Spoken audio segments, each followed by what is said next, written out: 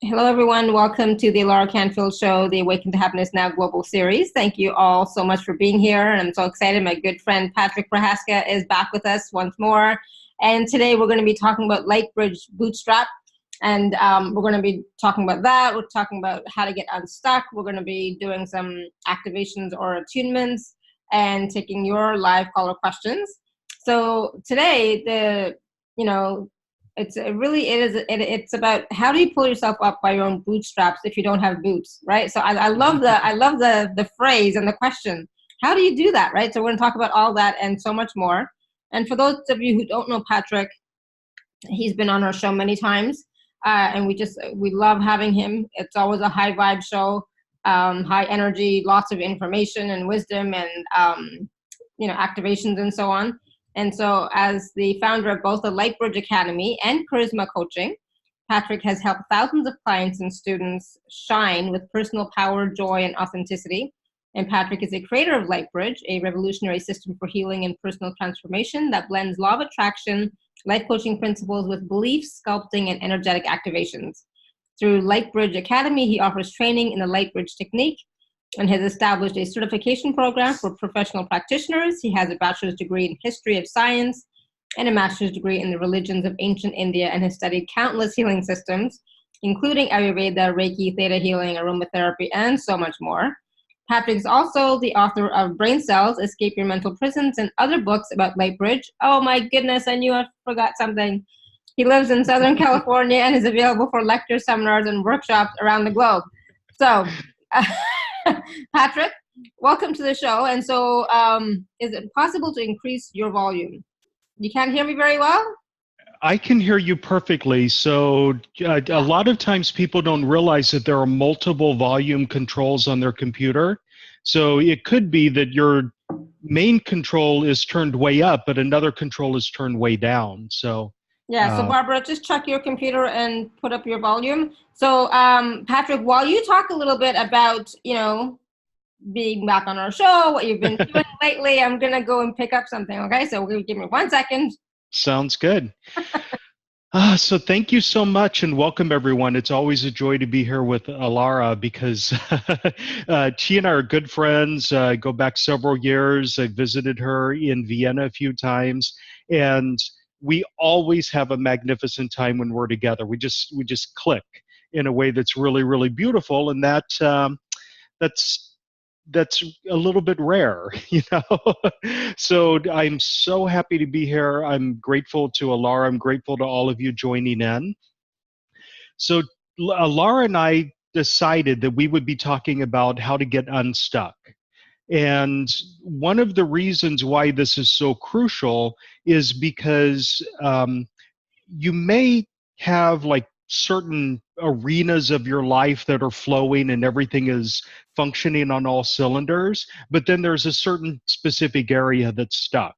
And no matter what you do, no matter how many healers you go to, no matter how many self-help programs you read, you simply can't get unstuck in that one arena of your life. And then there are other people who essentially are stuck in absolutely every dimension of their life, that the issue that keeps them stuck pervades their love life, their financial life, their personal power. So the goal that I have is to figure out how you get stuck in the first place and what to do about it. And the reason why I think this is so crucial is because in my practice, of course, I operate a healing system called Lightbridge. In order for Lightbridge to work, you have to be at a certain energetic place where you can take control of your life, take responsibility for your thoughts. You can begin to recognize that everything that's going on in your life is in some way conditioned by your inner state. That if you are in a frame of mind where absolutely everything is happening to you, you're a passive victim in everything, it's really hard to get traction with the healing system like Lightbridge. So I developed a course called Lightbridge Bootstrap, which is designed to bridge the gap between being completely and utterly hopeless and stuck and being able to take responsibility for your life and control and make changes. Now, the reason why I think this is so crucial is because for one reason or other in our like social environment in the political arena, there's a lot of contempt for people who are stuck. And we blame them for being stuck. And we essentially say to them, if you can't figure out how to do it yourself, then it's your own fault that you're there. And that's really, really sad. And it hurts everyone in society when we have an attitude like that. So the goal, several years ago, there was a professor at a university I was studying a religion class with, and he was one of those people that was really contemptuous of people who couldn't figure out how to take control of their lives. And he was basically saying that everyone needs to pull themselves up by their own bootstraps. And I asked the question, well, if you don't have boots, how do you go about doing that? And it kind of shut down the conversation right there, and I got a bad grade. But so that's what my focus has been the past 6 or 8 months or so on unsticking people who are stuck, essentially. Mm-hmm. So, yeah. Awesome. I love that. And, and that's one of my major themes as well in my life is like, we don't have to be stuck, right? That was the point of creating the Awaken to Happiness Now global series, was to let people know that you don't have to be stuck, and there are resources and there are tools and there are ways to get unstuck and move forward with your life, right? So, because I was stuck at one point, but I quickly moved out of it. Or I don't know if you can call it quickly because, I was 42. It's all a process. Exactly. It's all good. So one of the things I wanted to mention really quickly before I forget, and this is why I went off screen for a second, was I wanted to share with everybody Patrick's latest book, right? Brain Cells, Escape Your Mental Prisons. So I just got this recently from Amazon. So it is available on Amazon wherever you are in the world, because I'm in Austria and I got it. And, one of the things that I love about this book and about Patrick is that there is a way to change your life. There's a way to change your mental thoughts.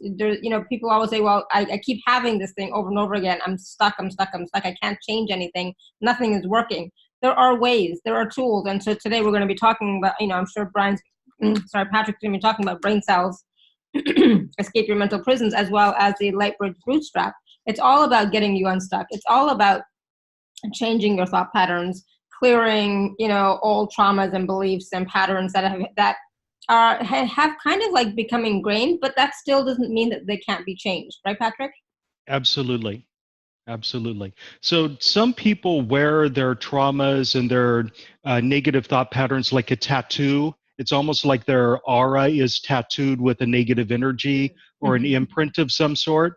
But tattoos can be removed. Yes. It's not an easy process. There is no magic wand where you just touch the tattoo and poof, it's gone, and everything changes in your life instantly.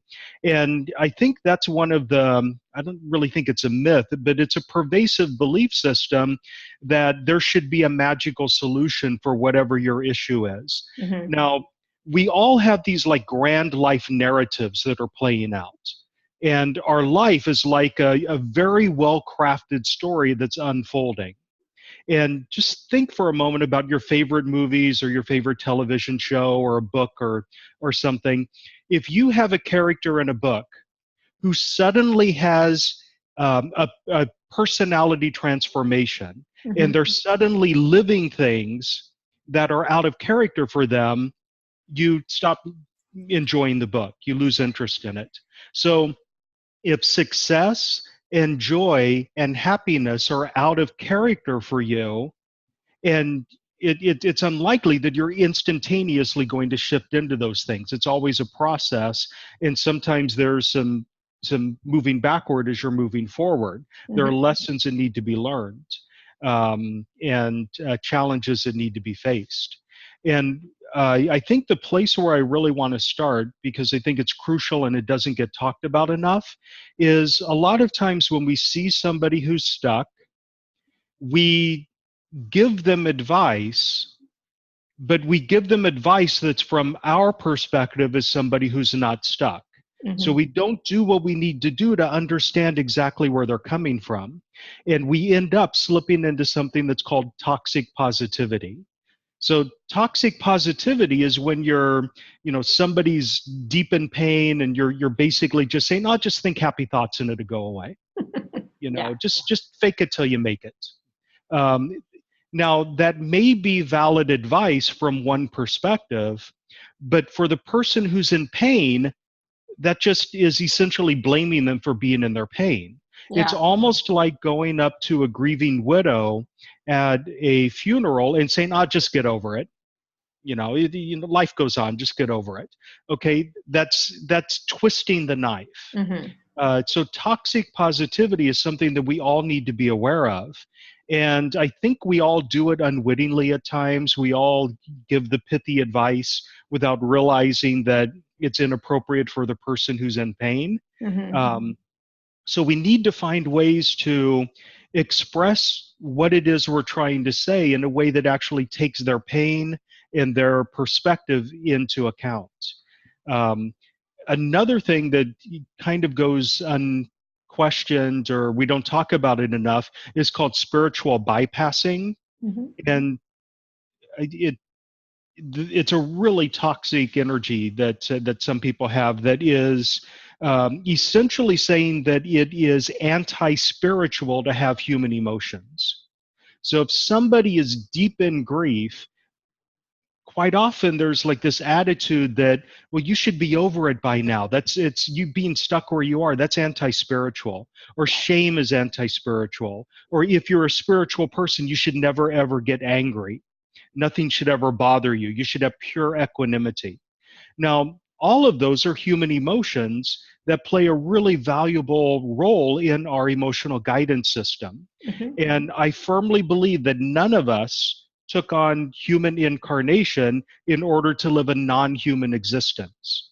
So that belief system that, oh, shame needs to be purged absolutely 100%. Shame is dark, it's bad, it's evil, get rid of it. You should be completely and utterly free of all feelings of shame. That's not spirituality. That's self-hatred, I would think. Shame, when you really think about it, the energy of shame is essentially a signal that you're stepping on somebody else's boundaries and you need to check yourself. And that's a very, very valuable thing for creating social cohesion. Right. The problem is we get stuck in shame, and after we get stuck in shame, we begin to spiral into patterns of living our life that's completely stuck, and we're like encased in mud after a while, and it's hard to get out. That's where the problem is. It's not the shame, it's the knee-jerk reaction of having that shame explode into something even bigger. So Well, yeah, so I'm babbling a little bit, but it's okay. Well, I mean, we are having a human experience, right? And so we are going to have human emotions, and it's okay to have the emotions, but just don't let yourself be controlled by the emotions, right? absolutely. And don't Absolutely. stay stuck in that emotion for too long. I remember saying in one of my calls, an emotion can only last in your body for 70 seconds. If it stays longer than that, it's because now you've tapped into it, you've got stuck in it, and you're like just gone deep into it. But if you just let it flow through you, it's out in 70 seconds. But we tend Yeah. to get caught up in it, but we're going to have Well, emotions, and they're not good or bad or right or wrong. It's just observing, and sometimes those emotions are telling you something about what you're thinking, what your thought process is, where you're at, and it'll yeah. give you some So evidence, like you were saying, to check. absolutely. So let me modify that just a slight bit. If if you're having a feeling of anger, Mm-hmm. and the reason you're in anger is because that anger is sending you a message that you need to stand up for yourself in a certain way, but you don't do anything about it. You just wait for the anger to pass and you go on with your life. Okay, that's an invitation for more anger to come in. Mm. So I would say that if you do something about the emotion, if you listen to the message that it's Yeah, sending you exactly. and you take action in order to fix it, then the energy will flow through you and it will be gone. Yeah, But exactly. You have to be aware of what that is triggering. Like yeah, there's a reason for the anger showing up. But it's not about then suddenly, being angry for 5 hours, is what Yeah. I'm saying. The actual emotion doesn't have to stay that long. Of course. Now, how many of us on this call have been taught that we're not supposed to be angry, or that we're not supposed to express Yep. anger, or there are certain people, such as your father or your mother, that you're never supposed to express anger toward? Those are the people that we get mad at the most when we're growing up, and sometimes those are the very people that we're forbidden to ever express anger to. So what do we learn to do? We learn to push it down, or we learn to direct it at a third party who's uninvolved. Right. So both of these are really dangerous patterns for human beings. If you push that anger down and ignore it, it gets stuck in your energy field and you become an angry person. You kind of exude this energy of contempt everywhere you go. And that colors your relationships, it colors your romantic relationships, your work life, and so forth. And people naturally avoid you. The only people that gravitate towards you are the people who enjoy anger and drama. And then everything kind of mushrooms. The second solution is even worse, where somebody will feel anger, they know they can't express the anger in an appropriate way, so they find a third party to dump it on. And this is how bullying begins. This is how the shadow begins to emerge. This is how we begin to project. We learn to project what we hate about ourselves onto other people and punish it in them. So, and a lot of this happens in early childhood as we're being trained. These are the places where people get stuck for their entire lives. Right. Yeah. So. Yeah, absolutely. Yeah. I mean, and it becomes a pattern, and it becomes your way of being, and you don't even recognize it. Sometimes you don't even know, right? And so a lot of times, people don't know how to shift out of that, and they can't shift out of it automatically unless they have like a near-death experience or something, right? And they don't know how to transition out of that or move into a safer way of being, or a more holistic way of being, or a more empowered way of being. So let's talk about the bootstrap analogy. So, I guess boots with straps, those were like back in the olden days, right? All I can think of are like cowboy boots. They have the straps on them. Yeah, but it's a really common expression, and you hear it a lot here in the United States, especially among more conservative-minded people. So there's the belief system that people who grow up in an impoverished state or an underprivileged state, that the amount of support you offer them should be limited, because otherwise, if you support them too much, you make them lazy. So the attitude is that if you're in an underprivileged, if you grow up in an underprivileged environment, you should be able to, through your own power, lift yourself up, pull yourself out of the mud by grabbing a hold of your bootstraps and just pulling them up and out. And that's simply not the way it works. So now, some of the things that can empower people who are stuck, we've been talking about trapped emotions, and how emotions like shame or anger, even though they're not inherently bad, they can get imprinted in your energy field, and they get imprinted in your energetic signature like an invisible tattoo, and you project that energy everywhere you go. So in a sense, your energetic signature is like a symphony. It's thousands of different notes being played all at once. It's not true that you're at one energetic point at all times, or like there's one specific number that's your energy. You're a symphony. You're thousands of different chords playing simultaneously. And the tattoo on your energy field that's left over from a traumatic experience gets encoded into your energy field. It's like a sour note that plays in the background of the symphony that you're constantly broadcasting. And whatever energy you broadcast to the world, whatever energy you project, gets reflected back to you. So that invisible tattoo, whatever it is, it's constantly projected back to you. Yeah. And it creates opportunities for you to relive that experience, even if you don't remember what the original trauma was. Mm-hmm. And in some cases, it gets encoded into our brains, and we develop triggers. We develop like tripwires that can cause us to cascade into anger or cascade into jealousy, cascade into shame with no control whatsoever. So one of the first steps is to kind of soothe the trauma that created the triggers and release the triggers so that people can live their lives not reactively but proactively. And Awesome. So how can, let's say I've had a lot of shame in my energy field from lots of different events and situations and so on in my life. Like, let's just say, I don't like the word shame, so let's go with anger. Let's go with anger, okay? yeah. Like, I can do that one. How is that keeping me stuck?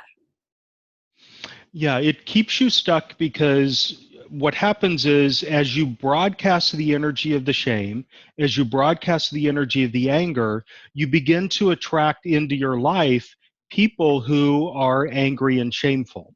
So the energy that you're broadcasting causes you to attract to you a circle of friends who support you in your anger or shame. So they'll tell you that you deserve to be angry or that it's right for you to have an emotional reaction of some sort. One of the principles that I think is foundational, and I repeat it several times in my work and in the book that you held up, is that Oops, here it is again. Whatever you believe you deserve, whatever you subconsciously believe you deserve, you will attract into your life people who are more than happy to give that to you. You will always attract into your life people who are willing to prove your subconscious beliefs about yourself right.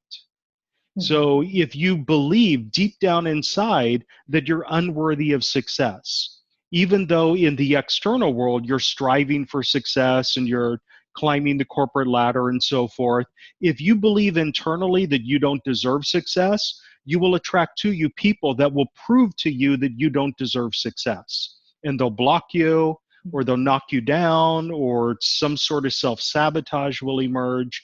And what you believe about yourself will become a self-fulfilling prophecy. Got it. Yeah. Yes, So got it. Yeah. So it is all about those subconscious beliefs and how they really are running our life, and it's like an overlay or a film over our entire life. Those subconscious beliefs, what we believe about ourselves, and sometimes we don't even know what they are. But I think that if you really do go, do a real honest introspection of your life, you'll know what those are. Most times, some of them, maybe not all of them, but some of them. Go ahead. Well, a lot of people are not in a place where they can honestly look at their lives. All of us have a shadow. All of us have those elements of ourselves that we're so embarrassed about or ashamed of that we kind of shut them off. We all have fractured personas. And when you have a fractured persona, it's really hard for you to, objectively analyze what's going on in one of those fractures. So if I, for example, let's say I was shamed as a child. Let's say that I was a young child exploring my body in a natural, normal way, and my mother came along and slapped me and screamed at me and said, "Never touch yourself," or anything like that. That shame, you're too young to analyze and figure out what's going on. You just know that this godlike figure has punished you for doing something that children naturally do. And you push that shame down, and it's there, it's constantly running in the background, but you're not going to want to look at it. It's hard in a case like that to just like consciously, objectively go back and say, okay, this is what happened, and this is the lesson I learned that was faulty, and this is what I should know instead. A a lot of that has to be uncovered through subconscious digging techniques that allow you to figure out what the subconscious beliefs are, even if they're completely and utterly in contradiction to what you cognitively believe. Mm-hmm. And a lot of us have beliefs about ourselves that we hold on the conscious level that are completely at odds with what we really believe about ourselves on a subconscious level. Mm-hmm. Absolutely. Yeah, Yeah. I can definitely see that. So Carolyn is asking a really good question. Do we ever get clear, or is healing a forever from being in human form? And what does stuck mean? Does it mean not manifesting what we want? That's a good definition of it, I would say. If there's something that you truly desire, that's actually kind of a pure desire, a desire to see somebody get punished or grudge energy, I wouldn't include anything like that in this. Mm-hmm. Yeah. But if you have a desire that's uplifting for you and it's of benefit for all parties involved, but you are impeded from accomplishing that, you're stuck in some way. Mm-hmm. And a lot of the time, what we do is when we're stuck, we blame external circumstances for the fact that we're stuck, not realizing that the core, what attracted those external circumstances in the first place is our internal state. So that's kind of it in a nutshell. So what was the other question? Do we ever get clear? So I guess it defines what clear means. I guess it depends on what clear is. Yeah. I think it's possible for you to have a vibrant, successful, beautiful, fulfilling, and joyful life and still be laden with trauma from previous lifetimes and in early childhood.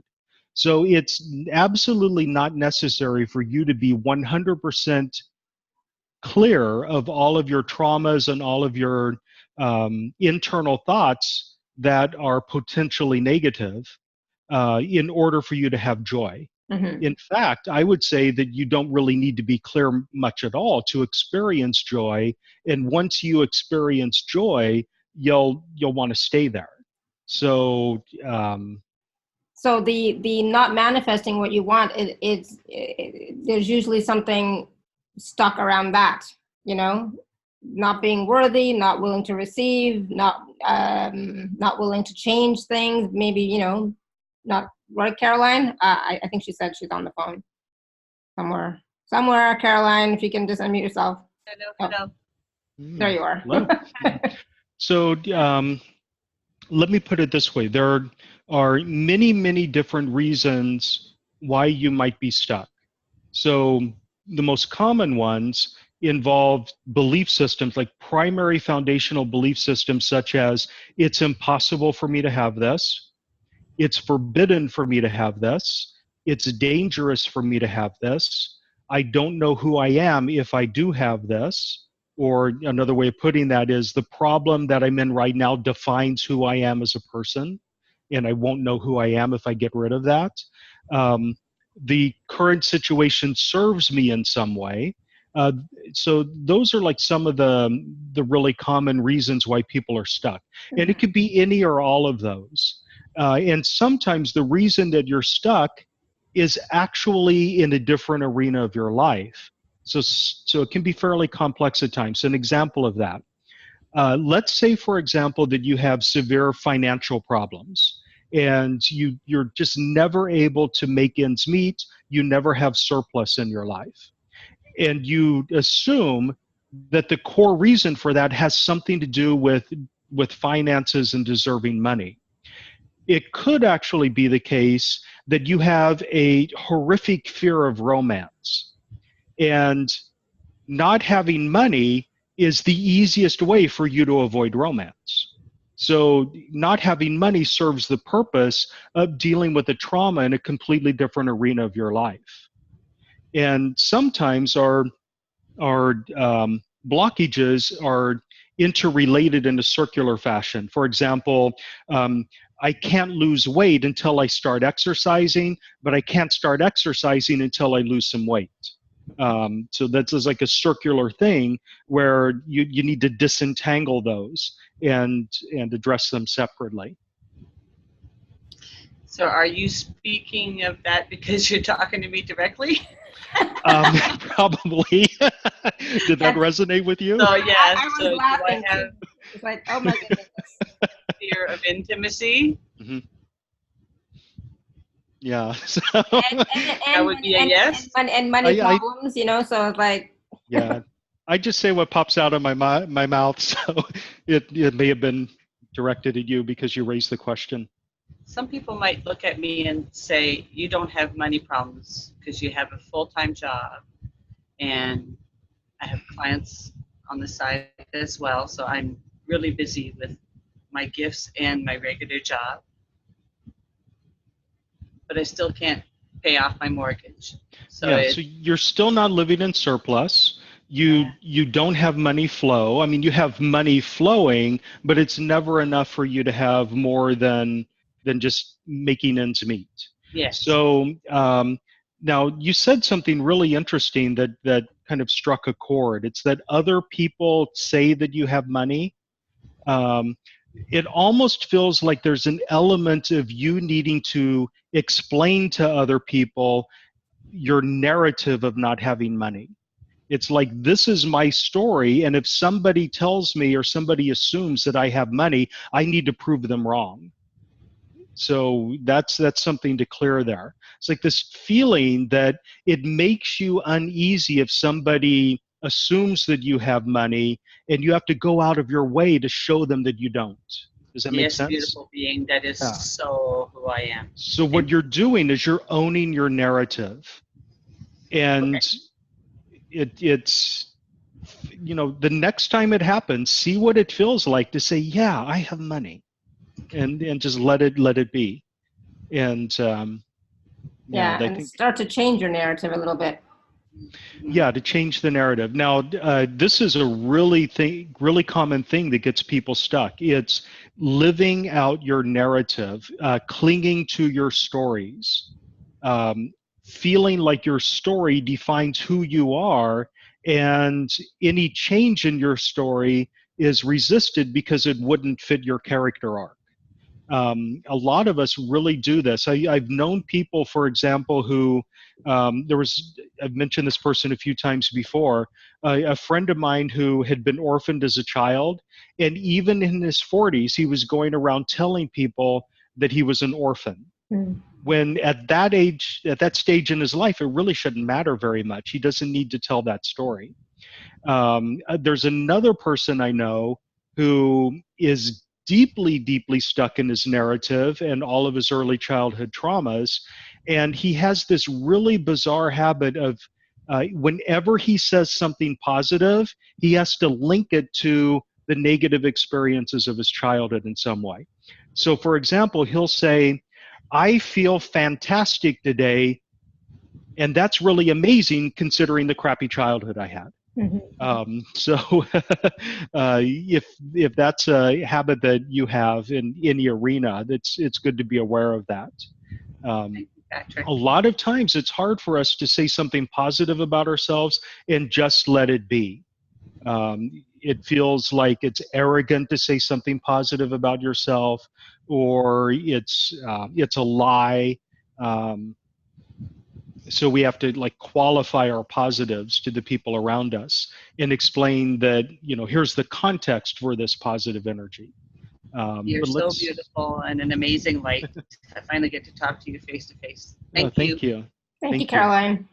Thanks, beautiful. All right, I'm going to mute you. There you go. So, so yeah, that's a big thing, you know, clinging to our story, right? Clinging to our narrative and reiterating it at every opportunity, right? It's and so what it does, it strengthens that story even more each time we say it out loud, right? I just want to point out to something that Tina just wrote in the chat. She said, interesting, I just realized my fear of not making enough financially at doing what my heart wants was actually already projecting shame at me for not being financially secure over a situation that hasn't even happened, you know? It's like that's awesome to get that aha and that realization, to see, how that shame is already projecting, and now you can change it, right? Now you can look at it and say, you know what, it's okay, or clear something. Maybe that's something that Patrick can work on a little bit later. Okay. Yeah. So Alara, where do you feel directed to go now? Where do I feel directed to go now? So, I still want to talk about, getting unstuck, moving forward, right? So that we feel empowered to create the life that we want, right? So how can we, okay, yes, we have all sorts of different emotions. We have all sorts of subconscious beliefs that we're all working with, known and unknown. But what can we do differently now to have more ease, get a little bit more unstuck, and be able to have some of those awarenesses of finding out where those subconscious beliefs are functioning, so that we have, then we can do something about it. Yeah. Well, it's interesting that there's a really easy tool for figuring out where you're stuck. If there's an area of your life that you're frustrated with or you're angry about, then you're stuck in that area. Mm-hmm. So it should be pretty clear to everyone where their sticking points are. The question is, why are they stuck in the first place? So I mentioned the either like shoving down of emotions or projecting those emotions onto others. I mentioned the emotional triggers that cause us to react instantaneously in an exaggerated way rather than reacting proactively. And I mentioned trauma. So I think that trauma is a really important place for us to look a little bit closer. Mm-hmm. So Yeah. every single one of us has events in our lives where the negative experience was so overwhelming that we weren't able to process the energy of the experience in the moment. Yeah. So if you have something bad happen to you, but you're not in a position to deal with it, the only thing you can do is shove it down. Mm-hmm. And most of us shove it down and never return to it. It just stays shoved down. So those traumatic experiences from childhood, for example, including like sex abuse or being punished for eating too large a slice of cake or something like that. That's what happened to me. My mom baked me a birthday cake. I had a slice of it. I went back a little bit later and I had another slice of it, and oh boy, was I punished for that. Oh, That dear. was like the worst thing that could happen. So here I was, I had this traumatic experience of being punished for eating birthday cake, Mm-hmm. which had been offered to me by the person who punished me for eating it. So they'd like had this whole cascade of food-based shame Mm-hmm. and food-based pleasure issues that got programmed in. So that trauma, as a child, you cry and you let some of it loose, but the rest of it you just kind of shove down. And when it gets shoved down, it gets imprinted into your energy field. Mm-hmm. It gets broadcast for the rest of your life, and you attract opportunities to repeat the experience. So future shameful experiences associated with eating cake would emerge. Right. And sure enough, on my very next birthday, my mom flew me to California. My grandmother baked a cake. And what I did was I ate the frosting instead of the cake. I Mm-hmm. left the cake behind and I just ate the frosting. Mm-hmm. And once again, I was like beaten for eating my cake wrong. So Right. it's like these things repeat. So wow. Wow. So when you have a traumatic experience, it doesn't need to be something as explicit as sexual abuse or incest or being punished for eating wrong. It can be day-to-day frustrations and day-to-day disappointments.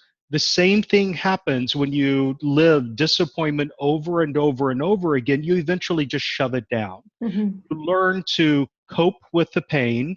You develop strategies for tolerating the pain, and instead of releasing the pain, you just program it in. Right. You come to a place where you expect the pain. And whatever you expect, you create the energy for in your life. So by having the expectation that bad things are going to happen to you, you are like setting the stage for those bad things to emerge. And then they do, and then that's like self-validating evidence that your expectations were true, and it just all circles deeper and deeper and deeper and gets more firmly entrenched. Right. So what can we do about that? What can you do about that? So you don't always need to know exactly what the trauma is. What you need to do is get to a place where you can remember the traumatic experience if you want to, without reliving the traumatic experience. Mm-hmm. You need to get to a place where you can be reminded of the traumatic experience without falling into the energy of the traumatic experience. So the trauma, that energy that's pushed down, needs to be neutralized. It doesn't mean that you necessarily need to forget that it ever happened or rewrite your narrative or pretend like you never had that experience. You have to like clear the energy that the experience sparks in you, so that it doesn't resonate anymore in the present. So there are all sorts of trauma clearing techniques. In Lightbridge, of course, I have this trauma clearing protocol that I use, where essentially I allow the person to understand what really happened in that experience from the perspective of their higher self, and then let go of anything that causes them to relive it as they're thinking about it. It's a pretty simple process. Awesome. So is that something you want to do today, or or do we want to take some questions? Let's take questions. Yeah. So Sarla has her hand raised for a while. So Sarla, I'm going to go ahead and unmute you. Hold on one second. Hello? Yes. Hi. Hello, yes. I am Hi. here in Australia. Hi. 5:43 Hi, now. welcome. Yeah. It's very early for you. No, I get up early, 3 o'clock, 4 o'clock, my usual habit. Perfect. So what's your question today, Sarla? Nothing. Just I wanted to raise and talk something. No particular thing. I mean, you can deal with anything. I mean, up to Patrick, you choose actually. Relationship, we have talked about more than 40 years. I haven't got a life partner, and I know you are in the same boat, Patrick. and all, it is not that I am. I would love to have that much wealth that it is flowing in saucer, so I can share rather than that. Or I have habit of, and maybe I am healed now. Habit of being martyr, Martyr. in my life. Martyr. And Yeah. very attracted to suffering people. Just all over the world, any suffering, I want to. How can I heal and help them? Okay. So you pick up. Yeah, I'm giving you choice, Patrick. Okay, awesome, Sarla. Thank you. I let me kind of connect him with everyone who's here on the call right now. And okay, let me start by pouring some energy into the power center for everyone who's on the call right now, because as I was connecting, I got this really amazing twisting energy right in the pit of the stomach, and that's where the power center is. So let me just soothe that energy a little bit for everyone here. Okay. Now, what I would like to do for everyone is help you manage your empathy in a way that's of benefit to all parties involved, including you. A lot of you feel like the weight of the world is on your shoulders. And wherever you see suffering in the world, your heart goes out to those people. And that's a beautiful place to be. But when you layer on top of that a belief system that says that you're not allowed to enjoy yourself, or you're not allowed to have happiness or to have fun so long as somebody somewhere else is suffering, then you're really setting yourself up for illness and sadness yourself. So let me clear that away first. Anywhere and everywhere you have believed that just because you sense that somebody else is in pain, it's automatically your duty to help them fix that pain. Let's get the truth about that and clear that away. Okay, it doesn't mean that you don't have compassion. It doesn't mean that you don't help other people. It merely means that it's not your obligation to do it. If you help somebody else, you do it because you want to, not because you're obligated to as a duty. So let's clear that away. There's a subtle difference there that's really important. Okay, and now if you find yourself in a place where somebody else is in pain, but you're not in a position to help or send energy or do a healing on them or anything like that, let's clear away any and all guilt that's associated with you recognizing somebody else's pain but not being able to do anything about.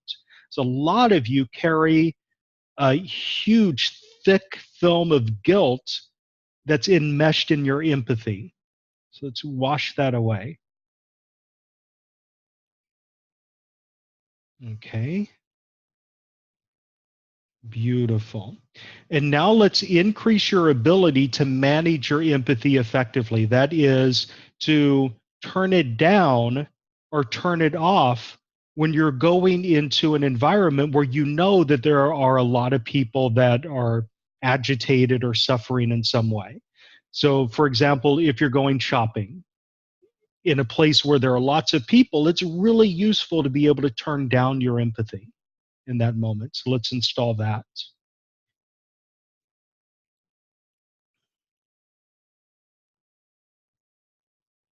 Okay, and then for Sarala in particular,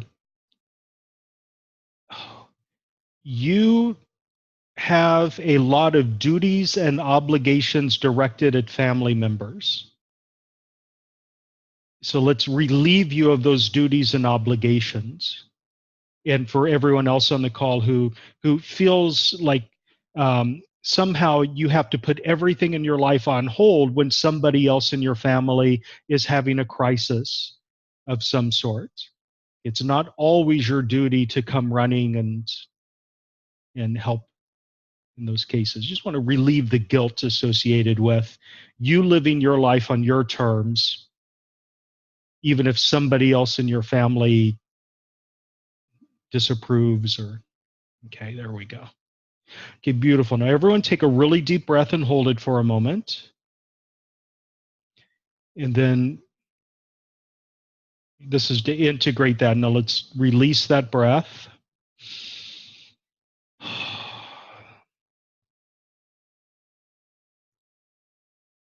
Okay, there we go.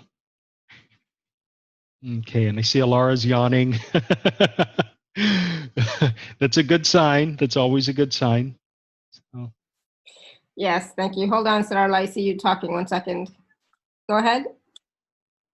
Sarala, yes? What were you saying? Yes, yeah, I loved it what you did, you know, family obligation. Yes, if somebody is suffering more, life-threatening, I will hold my healing and put money for them to be healed because there is more important. I do for love actually, but what Patrick did, yes. It Yeah, is awesome. It is just my heart. That's me, you know. Yeah. You know. So that opens up a topic that I think is really important, and that's the issue of commiseration. Now, I know that several of you on the call are energy healers, and you even have professional practices, and you're always told to meet your client where they are. But if meeting your client where they are means joining them in their pain, then you're really not in a position to help anybody. Now, this is something that we all do in our day-to-day lives. We have a friend who's in pain, and we commiserate with them. We join them in that energetic pattern of whatever the pain is. If you're at work and there's a coworker who's really upset and angry because somebody else at work did something disrespectful, you join them in that anger. You bring yourself into their energy. Commiseration is often confused with compassion. Commiseration is not compassion. Commiseration is joining somebody in their pain, which means what you do is you take the energy that's in the system and you bring it down to the lowest common denominator. That is where the pain is. Uh, Compassion means supporting and uplifting somebody by staying in your high vibrational state as you're comforting them in their pain. So, in order to commiserate and in order to have compassion, it's really, you short circuit the entire process when you lower your energy to that person's state. Mhm. It's like the thing that Einstein supposedly said, that it's impossible to fix a problem at the level of energy at which the problem presents itself. You have to approach problems from a higher energy. So, like, if you're in an office working environment and you have the office water cooler where everyone gathers around to gossip about the problems at work and complain about the boss and complain about the work environment, all that does is lower everyone's morale. It doesn't solve the problem. It doesn't lift anyone up. So that's really important to be aware of. Now, the reason I mention it with Sarah is because you kind of have that pattern with your family. So when somebody in your family is suffering, you kind of bring yourself into their level of energy. And that doesn't lift them up. It doesn't solve the problem. It just depletes your energy. And it becomes harder to help in the future. Yeah, awesome. Thank you.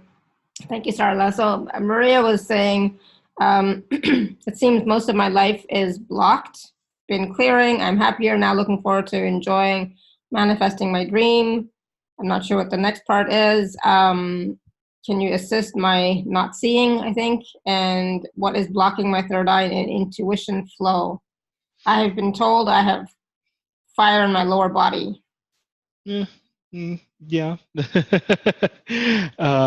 That's not necessarily bad. Fire in the lower body can be good. I'm a huge fan of fire in the belly. That's like charisma.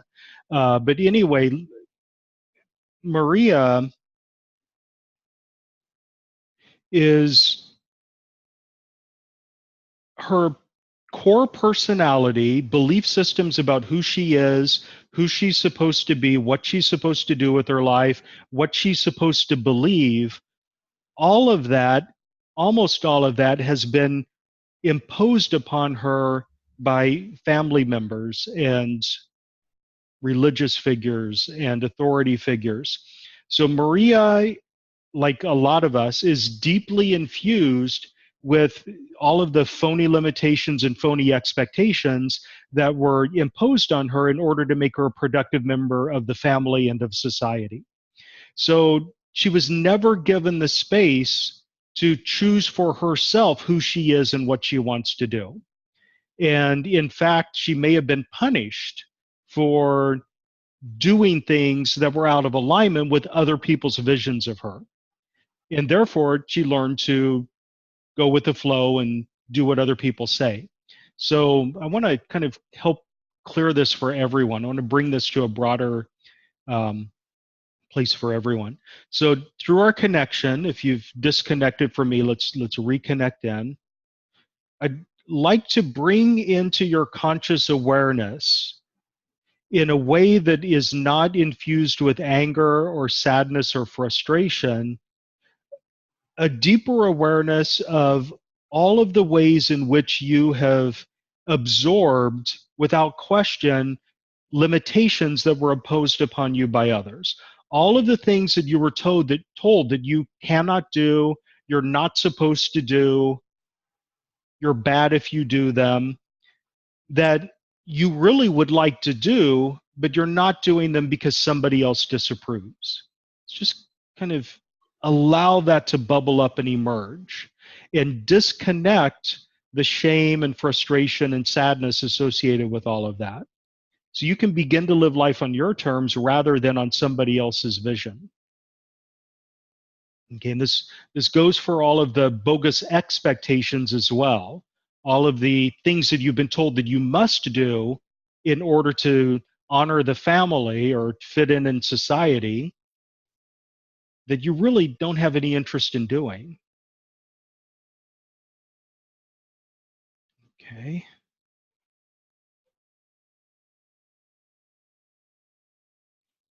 Okay, but the core principle, just going a little bit deeper than that, is never having been given permission to choose for yourself who you are and what you want to do with your life. And when that happens, when you're in a state like that, what you end up doing is asking other people, seeking validation from other people, almost asking permission from other people for things that you want to do in your life. So let's kind of open that up in such a way that if there's something that you want to do, you do it because you want to do it, not because somebody else has given you permission. Okay. Okay, beautiful. So let's lock that in with a deep breath. And release. Okay.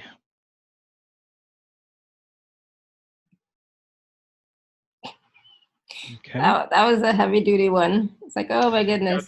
that was almost too broad. that covered a lot of territory. Mm-hmm. I could definitely relate to that one. So definitely thank you. So Delight Sunshine has her hand raised. Delight Sunshine, I'm gonna go ahead and unmute you. Hi, Alara. Hi. I love you. Thank you so much. Thank you.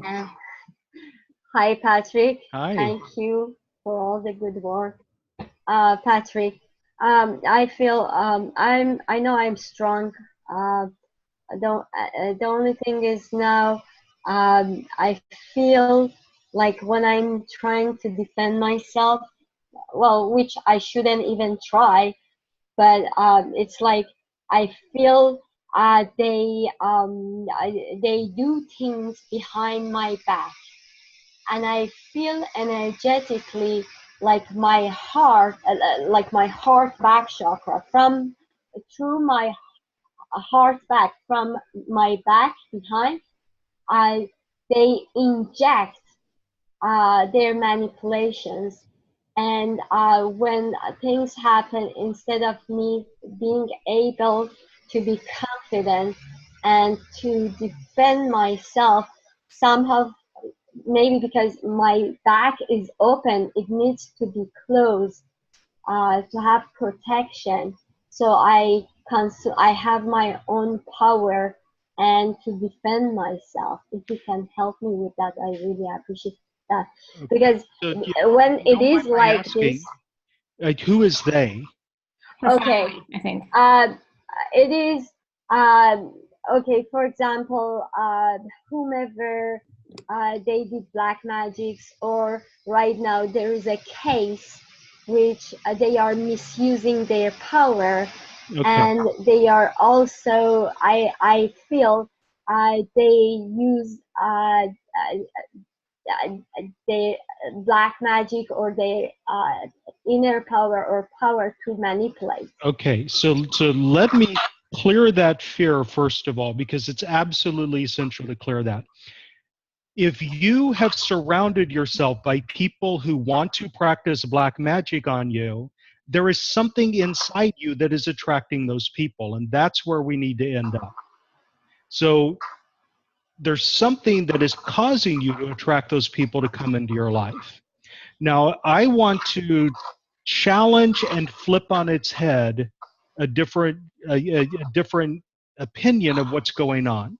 Because when you immediately started talking, before you even got the first sentence out, rather than being unprotected, it's clear to me that your body is very, very heavily protected with all sorts of heavy shielding that's weighing you down.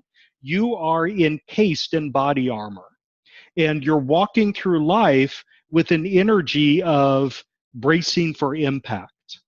And when you're overprotected, when you're wearing all that body armor, when you're walking through life bracing for impact, the energy that you're projecting out into the world is bad things are happening to me, I need to protect myself, and then that's what you attract. So let's kind of flip this over. It's not that you're unprotected, it's not that you're wide open. It's that you're overly laden with protective barriers. So let's clear that away. Let's actually, first of all, develop an awareness of how you have kind of closed inward like this, and you're bracing for impact as you're walking through life. It's like your energy is like squeezing inward. So let's open that up and loosen that and remove that shielding, because that shielding essentially has like printed on it like a kick me button. You know, the whole point of having the shielding is to protect you when somebody kicks you, and therefore it invites the kick. So you need to remove it. It's like the opposite of what you were expecting. Okay, now the problem with doing this is it feels uncomfortable, it feels awkward, it feels alien for you not to have that shielding. So you're in resistance to letting it go. So let's kind of allow it to slip off of you naturally over time and increase your level of comfort opening yourself. Okay. And now for everyone on the call, if you find yourself in a position where you're attracting into your life people who attack you, people who criticize you or put you down, who put curses on you, who do black magic against you, let's get to the core of whatever it is inside you that's broadcasting a signal that says, those are the people I want in my life. And let's eradicate that right now, whatever it is. Okay, and let's strip it out of your narrative, the stories that you tell about yourself. Strip it out of your history. Strip it out of your family history. Beautiful. Now everyone take a really deep breath and hold it for a moment. And release when you're ready. Okay, that was completely unexpected. So I don't know how she's reacting to that. So yeah, Delight, how are you doing? Good? Thank you, Patrick. The thing that you said, it's maybe because I have no desire with black magic, or maybe, well, I hate it. That's it. The word hate. Aversion is magnetic. Mm-hmm. It's like straight out of Buddhist philosophy. You know, the three poisons are craving something, being averse to something, and ignorance. So whenever you hate something, you empower it to come into your life. Whenever you are in aversion to something and you simply can't stand it, that's called away from energy. And anytime you have away from energy, the thing that you're trying to escape is empowered, and it follows you wherever you go. And I know this from experience in the restaurant industry. Every single restaurant job I ever had, I absolutely detested. And I couldn't stand to be in that job another day, so I would move on to a different job, not realizing that the motivation for leaving was hatred for drama and chaos, and therefore that's what I would step into wherever I would go.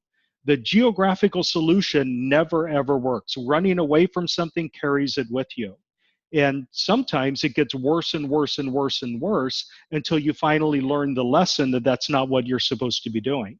So for me, like, what I should have been doing, the energetic orientation I should have had, was if I was dissatisfied with my current job, I needed to pour my energy into what I desired instead, and think about all the conditions of the dream job that I really wanted to have, and then search for it, rather than saying, I can't stand it here anymore, I'm leaving now.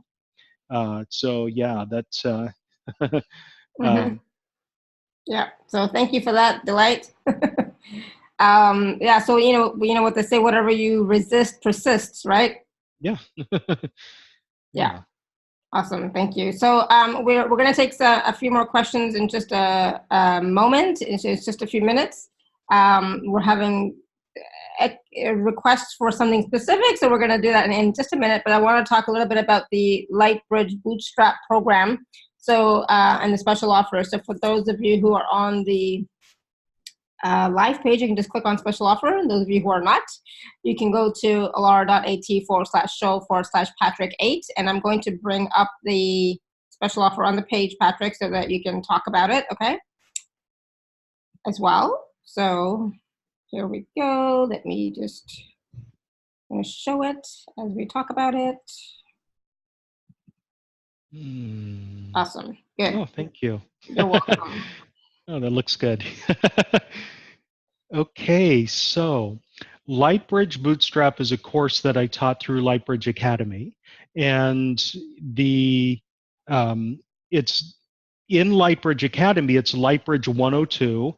Lightbridge Level 1, the introductory course on how to do Lightbridge healing, that's Lightbridge 101. So this is like a supplemental course for that course, but it is a beautiful standalone. I just taught the course about 6 weeks ago, and I have to say that it is, of all the courses I've ever taught, it was by far my favorite. When I was developing it, everything flowed and fell into place.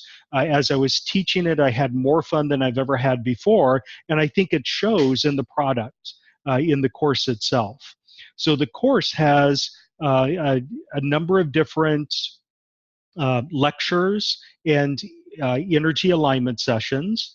The very first lecture is like an opening video lecture that was recorded live, in which we talk about how people get stuck, why people stay stuck, what people can do about it, and we put some special emphasis on issues like toxic positivity, spiritual bypassing, family traditions, and so forth. The next section is that's kind of paired up. There's a mini lecture on the hostile universe, which is being in the belief system that the universe is against you, that the universe is hostile, it's a dog-eat-dog world. If you believe that the universe is hostile, then you will live in a hostile universe in your experience. And then there's an attunement session to clear that belief system. And then learned helplessness. We all know what that is. It's that feeling of nothing is ever going to work for me, that gets hardwired into the brain. And once it's wired into the brain, that's the only thing you know to live. So learned helplessness, and then there's a clearing session on victim consciousness. Next, there's the issue of self-worth. If you don't believe you deserve happiness and success, you will sabotage happiness and success when it comes to you, and you'll attract into your life people who want you to be unhappy and unsuccessful. And then we have a self-love Lightbridge attunement session after that. Self-love is the key to absolutely everything. If you can love yourself exactly as you are right now unconditionally, it opens the gateway for you to improve yourself in all sorts of different ways. Next, there's the issue of energy and grudge energy, envy and grudge energy. And grudges are extremely poisonous. It's the feeling that somebody else must suffer in order for you to have relief or to be happy. And when you want somebody else to suffer, you block yourself from ever being happy. You inflict suffering on yourself. And envy is that feeling that you are angry at somebody else because they have something that you don't. Well, if you're angry at somebody for having something that you don't, you're blocking yourself from having it, because ultimately you would be angry with yourself if you did have it. So we do some clearing on that. Self-confidence is the next infusion attunement session. Next, there's resilience, which I think is the key to almost everything that I do. Resilience is the ability to process setbacks and challenges with grace and ease. And it's the ability to recover quickly when you do have a setback, such as a physical illness or an unexpected bill. And then we do a resilience attunement session. Next, there's the issue of commiseration, which I've already talked about. And then we have our closing Q&A session where we kind of tie together some loose ends. And that final session's a video session. And then there are some bonuses. There's an attunement for optimism. There's a trauma clearing session. There's a mini workshop on money flow. and opening up multiple streams of revenue. And then there's a mini workshop on brain power. And those were recorded live, and I think they're about 90 minutes long each. So they're pretty powerful. And the package is $97. When you register for it, you'll get instructions on how to enroll in the class in Lightbridge Academy. And that's where it's housed. Awesome, thank you. Yes, you'll get all the information about how to access the program. Really easy. So it's not hard, but you do have to register for it on the Lightbridge Academy, meaning create an account and a password. But yeah, all of that for $97. Also, please do take a look at it. And this is a surefire way to help you get started on getting unstuck in different areas of your life, and have those patterns, you know, those subconscious beliefs that are, you know, that tattoo we talked about slowly gets lighter and lighter, you know, because it does take time. There's no magic pill or magic bullet, so it's not like automatically, but you will start to notice a difference and a shift in your energy field and the way that you start to think and what you start to see and experience in your outer world. Right, Patrick? Absolutely. Very well said. Awesome. Thank you. And so those attunements are, you know, attunements, clearing sessions, downloads, you know, they're a combination of all of that in those sessions as well. Right? Because sometimes, you know, we use the word download, sometimes we use activation, sometimes we use attunements. Yeah, for me, they all have specific meanings. So not to get too technical, I typically don't use the word download because download implies information coming from an external source. And all of this is already inside you. All of this knowledge, all of this information is in you, and you just need to allow it to emerge. You need to remember what you've forgotten. So download isn't, you hardly ever hear me use that word. At activations and attunements, and activation is where you essentially turn something on. So you can have DNA activation. So we all have dormant DNA in our bodies, and you can turn on those codes in order to enjoy whatever the coding is. And attunement is where the rubber hits the road for me. So I do Lightbridge attunements. Well, any kind of attunement is an activation that brings you into alignment with a template or a blueprint of some sort. So a Lightbridge attunement essentially draws an energetic template or blueprint from your higher self and brings you and your current egoic persona into alignment with it. So if we're doing, for example, an attunement for joy energy, what it does is it takes the model of what joy is, how it's experienced and how it's understood by your higher self, and offers it to you and your current egoic persona. It's really easy to do because you are your higher self. You're just, you know, seeing through goggles and wearing masks that prevent you from recognizing your status as your higher self. Plus, you're in a three-dimensional reality in a physical body, and the higher self doesn't have those physical limitations. So Chris is asking, so we're not going to use the word download, but we're going to use the word Lightbridge attunement. We're going to use the term Lightbridge attunement for what she's asking for. She's asking for a Lightbridge attunement around enjoying healthy, happy, and long-lasting relationships. Okay. And so somebody else is also asking for that as well. Yes. So a couple of things really technically. We can download, which would, in my mind, is allowing the information to emerge. So what I want to do is invoke in you an understanding of, what was it, joy? Enjoying healthy, happy, and long-lasting relationships. Yeah, so how to and what it feels like to enjoy healthy and long-lasting relationships as that's understood by your higher self. We can allow that to emerge and bubble up from within you. Awesome. Okay. So in a sense, this is what would be called a download. Okay.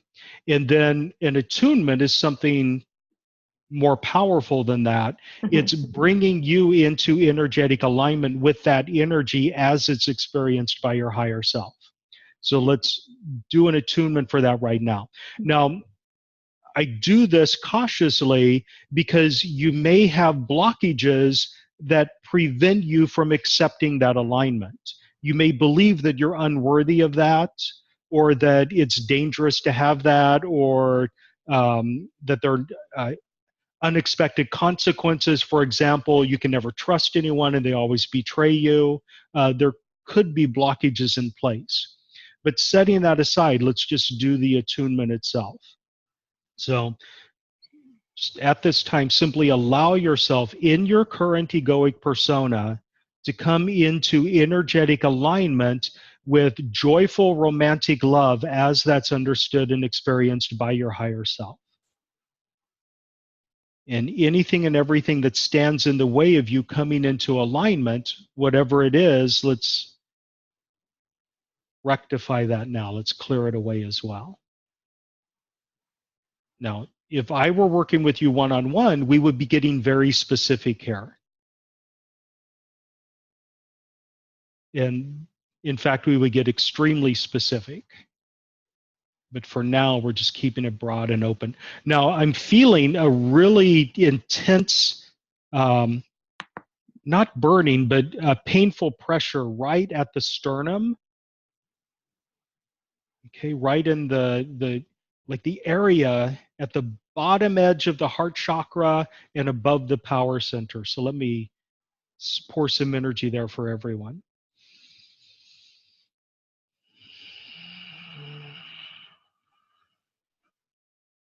Beautiful. Everyone take a deep breath and hold it for a moment. And release when you're ready. Okay, beautiful. Awesome. And I thought there was something else, but I don't see it now. So awesome. Goodness, yeah, I'm feeling that one now still. So me. Yeah, I'm feeling some lingering melancholy after that. Like there's, for some reason, the experience or the, okay, what I'm picking up is in a few people, there's a feeling like joyful romantic relationships are too late for me. I'm too old for that. It should have happened 30 years ago. So let me kind of modify what I did with the belief system that it's never too late for joy. Mm-hmm. Beautiful. There we go. Because in at least one person that sparked sadness. Like the feeling that you were left out of that because you were beyond a certain age. Right. Okay. Awesome. Thank you. Thank you. They're saying, anybody else got any? Oh, hold on one second. Yeah, they're liking that one for sure. I thought there was some. Did anybody else have a question? I thought there was something, but I can't find it now. So I was talking about, so when. Yes, can I ask a question? Oh, go ahead, Linda. Yeah, Thank you. go ahead. Sorry. Are those glyphs behind Patrick? Oh, there's a very close friend of mine who's a painter. He lives in Kansas. His name's Christopher Prouty. And he's told me that they don't mean anything. He just drew what he saw. Now, he may have been tapping into something, and somebody has told me that they've seen those glyphs elsewhere. But when I asked him what they were, he said, oh, they're just squiggles that I saw in my mind, so I put them on the painting. Okay, sorry. That's okay. Thank you. Thank you, Linda. Yeah, I have always wondered. It's like, oh, what are those behind you? All right, so I got no more questions that I can see, or that I part of me is like, So I wanted to ask you now about, like, we're doing these attunements and these downloads, what should we be doing after today? Because it's not just a matter of just receiving downloads, receiving attunements, and that's it. We also have a responsibility to do something. Yeah, so it's never a passive type of thing. So if if you have any belief systems that are picked up from like the Western medicine model, so you in Western medicine, you go to the doctor and you like lay on the table and they do something to you, they do the operation, and then they send you on your way. So you're like this passive receptacle for whatever the healing is. Okay, that's not the way energy healing works at all. You have to be actively engaged in whatever's going on. Otherwise, it just flows through you. So one of the things that I often say is there are no magic wands. Now, there are magic wands. There absolutely are spectacular magic wands, but you can only wield the magic if you're taking responsibility for making the magic happen. So there's that saying from, I think it's James 2 in the Bible, and I'm not Christian myself, but James 2 in the Bible, that faith without works is dead. That means that just because you believe that the healing potential is there, if you're not doing anything to activate it or actualize it in your life, you're not going to embrace it. Another way that I put this is quite often people will do like a belief sculpting session with me. And assume that their thinking is going to change instantaneously without them having to monitor their thoughts. The fact of the matter is, I cannot think your thoughts for you. Only you can think your thoughts. And if you have a negative pattern of thinking, if you're constantly, expecting the worst and stewing about bad things that happened 30 years ago, and you're constantly allowing yourself to shift into an energy of pessimism, well, that's you doing it. And you can have all the activations in the world, unless you take control of your thoughts, nothing's going to change. Another dimension of this that's really important is that a lot of times I'll have people come to me wanting me to like fix a problem that's in their life, but they don't want to change anything that created the problem in the first place. They're unwilling to shift their belief patterns. They're unwilling to shift their assumptions about the world. They just want the pain to go away. And you can make the pain go away, but that's always a temporary thing. If you wake up every single morning and you make yourself a cup of coffee and then you put a teaspoon of rat poison in the coffee every morning, and then you go to the doctor and say, I'm sick, I need a pill, my stomach hurts, would you give me medicine to help this? And the doctor gives you an antacid to help you with your stomach. You can take all the antacids in the world, until you stop drinking the poison every morning, you're going to be sick.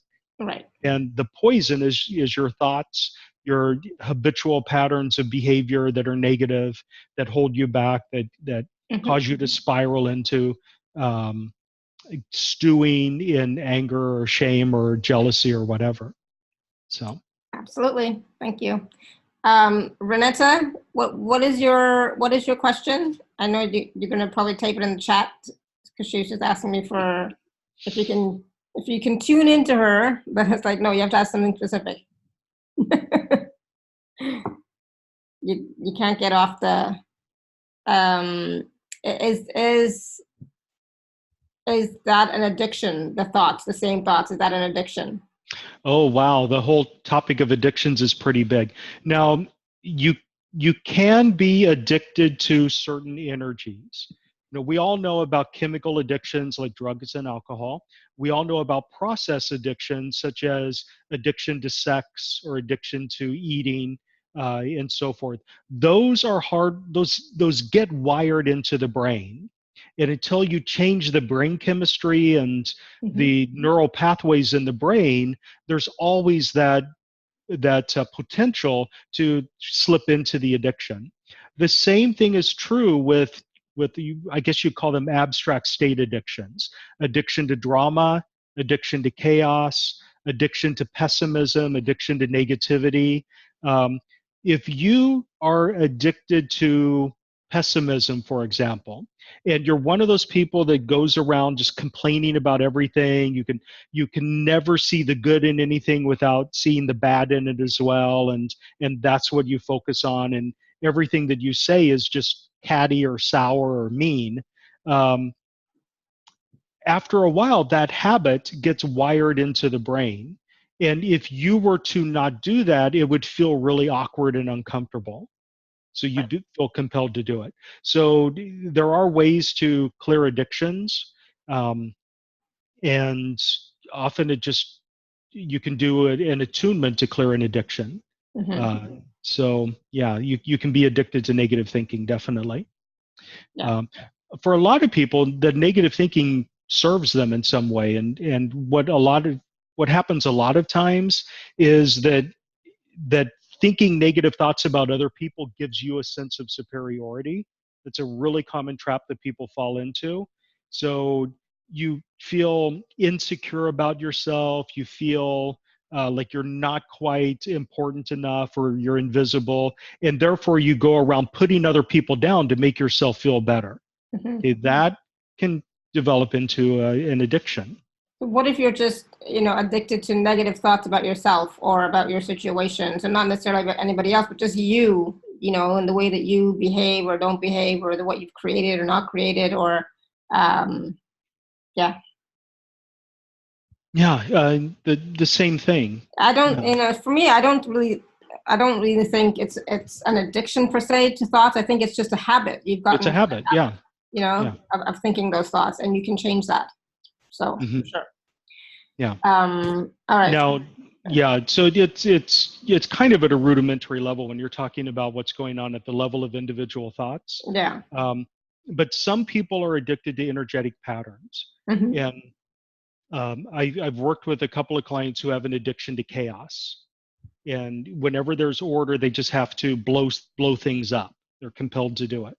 Right. You can have addiction to being dumped, and everything that goes along with that. And so Cindy's asking, how can we get rid of the pessimistic attitude? Can it be shifted easily? Well, it can only be shifted with practice. It's a muscle that you need to practice. Yeah. Positive thinking is a muscle that must be practiced. And whenever you force yourself to think positive thoughts, it needs to be supported by the subconscious reprogramming. Now, so here's the thing, like positive thinking is like saying affirmations. And after you've said your affirmations enough times, it becomes encoded in your brain as a belief. So that's the theory behind affirmations. Right. You repeat the positive statement over and over again until it gets wired in your brain and it's an automatic belief. A lot of times affirmations don't work because your subconscious mind already disagrees with the affirmation. And whenever you say the affirmation, it says, yeah, right. And it feels like you do the affirmation, but there's this undertone of sarcasm that's bubbling up from within. So you can say the affirmation 10 million times and not have a shift take place because the feeling internally is sarcastic. And it just reinforces the opposite belief. Yeah. So a way to help with that is to infuse your positive statements with emotion. Individual statements, or they're like thought waves. Your thought waves have a certain frequency that gets broadcast out into the universe. When you infuse your thoughts with emotion, you increase the amplitude of those thought waves, so they become more powerful. And one of the problems that we face as human beings is that we just naturally tend to feel our negative thoughts with a lot more intensity than we think are positive thoughts. Right. So if you are angry about something, that might be like visceral. You might feel that in the very core of your body as you're thinking those negative thoughts about what just happened. But when something good happens to you, you might be neutral about it. So the vast majority of your energy is going into the negative thoughts, even if you're forcing yourself to think more positive thoughts. So it's all about infusing the emotion, setting your intentions, believing that your intentions are possible for you. Yeah, there's a whole... That's a whole other program. So we're going to just take one more quick question from Randy. So Randy's got his hand raised. I'm going to go ahead and unmute you, Randy. Hello? Hello, hello? Randy? Are you there? How's my mic? There you go. Yeah, I can hear you now. Okay. Oh wow. You know, a lot of what you spoke about, I see an easy way to some of that understanding with the rice experiment. And it takes us to Dr. Emoto's work, what we, how we speak. Randy, can you just speak up a little bit or a little bit more clearly? Because no, I can't quite hear you that well. I'm sorry. Okay. What you were saying, one of the ways I get there quick with people to share is the rice experiment, which takes us to Dr. Emoto's work, and anybody can do it. You just put rice in 3 jars and put I love you and I hate you, something like indifference. It's beautiful how simple that is. If you don't understand it already, the advanced concepts come through, and it's a simple experiment. I'm learning the Kahila FQAD, which is demyelination and DNA damage from taking quinolones. I'm asking for help. I know that I've shifted my DNA now by doing something like a walk-in, where I brought in a version of my soul from the time I'm well, overlaid it onto my soul now. So I'm doing okay with the DNA. What I'm trying to do is get my mitochondria, my Schwann cells, to more in balance. Could you check out my mitochondria, or where can you go from there? And thank you,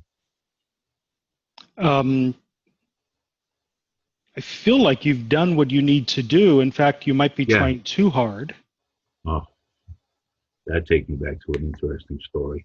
Yeah, so let's just allow it to unfold with grace and ease on its own terms and its own timing, which will be faster than if you're trying to force it. Yeah. And a lot of times when you try to force something, you slow it down. And that's kind of what's happening here. It's almost like you're trying too hard to accomplish this goal, and by trying too hard, you're blocking it. It's been 13 years digression, and now I'm trying to get back into balance with. It's funny. A long time ago, I was meat free because I had set the intention I wanted to be my most enlightened self. And then I was in the deep forest, and this orb like Tinkerbell came over to me and shared through clear cognizance. Don't try to be your most enlightened self, because once you get there, the only thing you're going to want is to go back and forget and start over. So that day I went and had a cheeseburger. It's all beautiful. I know exactly what you're talking about. Yeah. Well, the way I see it, cheeseburgers are also part of God's creation. So yeah. It's okay once in a while to have a cheeseburger. Yeah. I mean, what I'm saying is that when you hold your do's and don'ts dogmatically, you kind of fight against them. So I've been bedridden, I'm struggling to stay alive. At least now, this is the progress.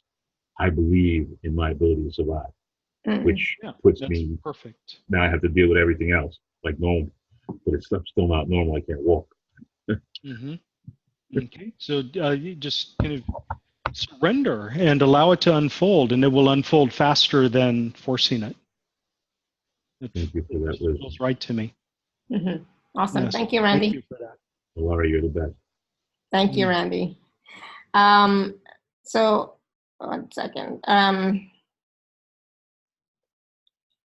Yeah, Renata is so Renata's just typing in, she's not a negative person, which she's not, but she says, I think I've been too long trying to get out of the hole, with the hole meaning her negative thoughts, or her pattern of thoughts, even though she's not a negative person at all, but sometimes those thoughts are just,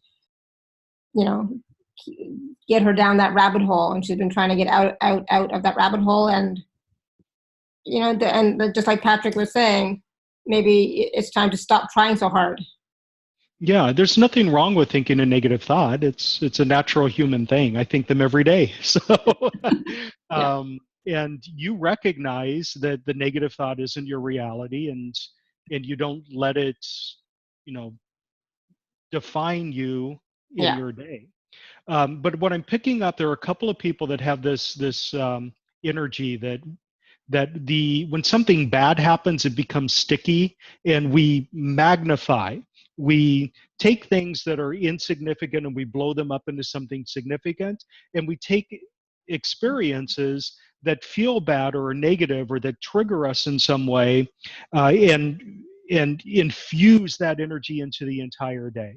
So that, like, there's this old saying that I'm really in love with. That is, when somebody's having a bad day, the question is, did you really have a bad day, or did you have a bad 5 minutes that you milked for the entire day? Yeah. Not, that's what happens. Yeah. You know, have something bad happen that if you just breathe through it and let it go and move on, then your day returns to equilibrium. But Yeah. what we do is we stew and we think about it, and we start playing in our mind what we should have said to the person who was rude to us, and then it colors everything in the entire day, if not the entire week. Exactly. Yeah. So it's not bad to feel bad in that moment. It's not bad to have a negative thought. It's not bad to get angry with somebody who has stepped on your boundaries. Those are part of your emotional guidance system that will help you live a successful and fulfilling life. But when you fall down the rabbit hole and get stuck in the rabbit hole, that's where you imbalance yourself. Yeah, exactly. So thank you for that, Renetta. And yes, you can definitely get out of that rabbit hole very easily. Vanessa has some, okay, I can see. Oh, Vanessa, you say things to yourself that you would never say to somebody else. Are you talking about Renetta? Yeah. Yeah. Vanessa, Yeah. you say things to yourself that you would never say to somebody else. That's true. Think about that. Think about when you do something and you're mad at yourself, you will, you'll say something to yourself that that is very powerful. So just be aware of that. Treat yourself the way you would treat other people. Absolutely. Yeah. And we do that a lot, so Renetta's not the only one. We all do that. The way that we speak to ourselves is totally different than the way we would speak to a friend, a child, a loved one, a colleague, our clients, right? So it's about time that we started to treat ourselves with that same respect and love and caring. Right? So thank you for bringing that up. Thank you. Yay. So again, I just want to tell everyone, please do take a look at the special offer that Patrick has, the Lightbridge Bootstrap program. Patrick loved it. He had a fun time creating it and implementing it. And we just want to take a moment too to talk about Patrick's new book. Patrick, you want to say a few things about it? Yeah, I wish I had a copy with me. Okay, so I have a copy. I wrote it took me a very long time to write this book, because the first time I wrote it, it was like super technical and it read like a textbook, and it was impersonal, and the people that I showed it to absolutely hated it. So then I rewrote it, making it really super personal, and it came off as like arrogant and self-centered. So I think I finally found the perfect balance. So I've been writing it for like 1.5 years, and it finally came out about 2 weeks ago. So it's called Brain Cells, Escape Your Mental Prisons. It's available on Amazon. Yeah, it's on Amazon and anywhere else? Is it on your website too, or just on Amazon? It's at Lightbridge Living in a PDF format. Okay. So, through my website, patrickprohaska.com, you can find Lightbridge Living, and you can download the PDF version of it. It's also available on Kindle through the Amazon store, so you can put it on your device. And eventually I'll put it on Ingram Spark so it can go into bookstores, but that's a little bit down the line. Right. Awesome. So the book is all about the ways it's about the ways we limit ourselves. It's about how the brain functions and how the brain in its normal functioning can keep us stuck in certain patterns of energy that don't serve us, and how to let those go. Awesome. Thank you. So, we were talking about the mental prisons of, worry, anxiety, negative thoughts, all that kind of stuff. So this would be a good complement to all that, right? It would definitely give you some good information and processes. So, It's divided up into different sections. The first part is all about authenticity. That is, stripping off the masks that we wear. about how to navigate a world where people are actually, these days, people are rewarded for lying. Mm-hmm. So that's what the first section is all about. The second section is about taking off your goggles so that you can see clearly and stop seeing based on your biases and stereotypes and so forth. And then the third part is about removing your body armor, which I was talking about with, I think it was Delight, Mm-hmm. Yeah. removing the body armor that causes you to have that brace for impact energy. And then the next part is on victimhood, about removing like that invisible target on your back, that kick me sign that's painted on your back. And then there are two other sections after that. So. Awesome. Thank you. So Giovanna just says Bootstrap is one of my favorite training courses. Oh, thank you. Thank you. That's awesome. Awesome. Thank you, Giovanna. And so yeah, so again, take a look at the program, the course that's available at alara.at/show/Patrick8.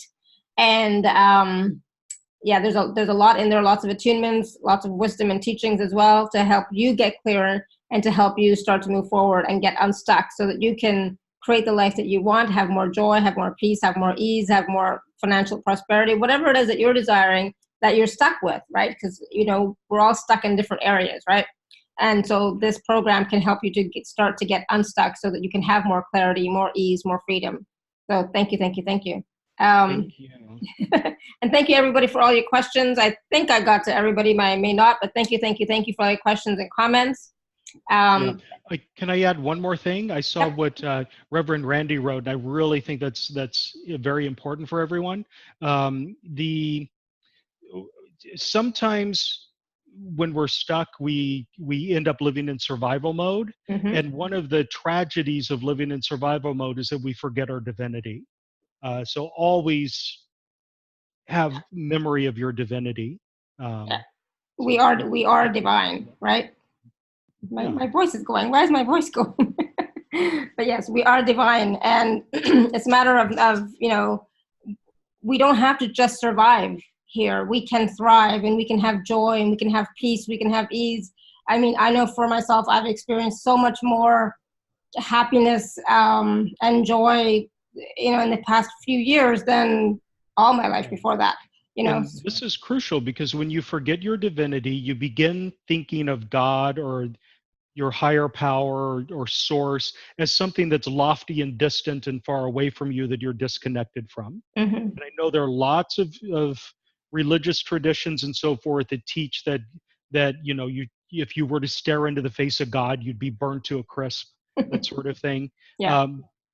You are God. God is inside you. So exactly. Yes, absolutely. And part of the purpose for life is to reconnect to that, or just connect to that, to know that, right? Yeah, and to reconnect to it, but also to realize that you were never, ever, ever disconnected from it in the first place. Yeah, but people, anyways, yes, people have a hard time understanding that they are God and that they're always connected. And that's the thing, we forget that. We're always connected, never separate. It's just our thoughts, that teach us that we're separate, or the collective, or the world teaches us that we're separate when we're truly not. So come back to your heart, come back to your core essence of you, and know that you are God, know that you are divine. And when you start to do that, your whole life starts to change, and it's amazing. So thank you, Patrick, so much. This was, again, so much fun. I was really feeling a lot of the energy from the attunements, so I'm just going to suggest to everybody, drink some water, walk around, and Patrick, do you want to disconnect? Yeah, let me disconnect from everyone energetically. As I'm disconnecting from you, ground yourself in whatever way you like the most. And that's really important because sometimes when people work with me, they get dizzy and lightheaded, and there we go. Okay, thank you. Awesome. Yes, thank you. And thank you, everyone. And until next time, may you continue to be blessed with an abundance of joy, peace, love, happiness, prosperity, and radiant health. Sending you all much love and blessings always. Thank you. Bye for now. Bye.